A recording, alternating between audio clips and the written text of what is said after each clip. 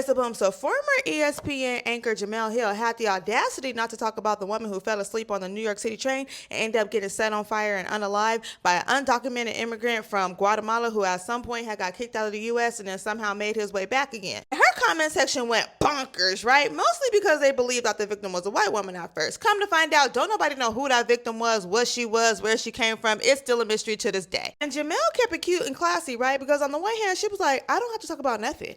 I can talk about whatever I want to talk about. I can talk about Chuck E. Cheese if I want to. On the other hand, she was like, it was my birthday. Like, what do you mean? Find somebody else to play with. And like on the one hand, it was like, did it really matter that Jamel didn't talk about it? Because every major news, mainstream news organization possible picked up this story. And it's probably because it had trigger words like illegal migrant, New York City, and possible white woman as a victim. But guess what story didn't get no pressure? The story about the 20-year-old black woman named Ashanti Downey who was on her way to the store when she was attacked by 3 strangers. They threw gasoline on her and then set her on fire with a cigarette.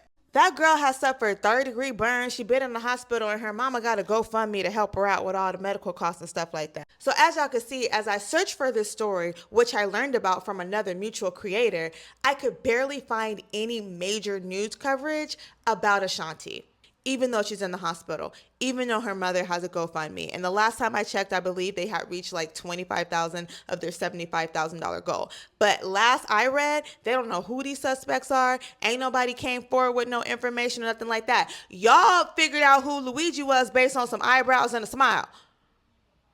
We got all these cameras everywhere and y'all can't figure out how 3 people was able to sneak up on Ashanti while she was on her way to the store minding her business, throw gasoline on her, and then set her on fire?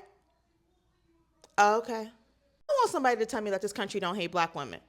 But aside from that, y'all would rather report on an undocumented migrant, right? Because it fits the narrative of we got an issue at the border and we need to get these people out of here.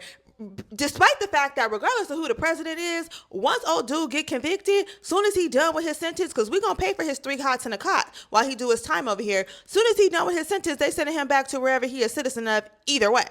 On top of the fact that this is coming on the heels of Vivek and Elon letting y'all know straight up to y'all face, like, oh, no, we like immigrants. We just like the smart kind who will work really, really hard for us for a little bit of money because we don't want to invest in the education system here in America because it's going to cost us too much if y'all get a good education and want these good jobs. We'll rather take it from somebody who from a whole nother country gonna come over here and work for a couple pennies because our couple pennies is worth a couple dollars over there in their country, and it works out for us as the elite and the rich and them as immigrants. We cool with that. While they sit up here and said, oh, these immigrants is gonna take your black jobs.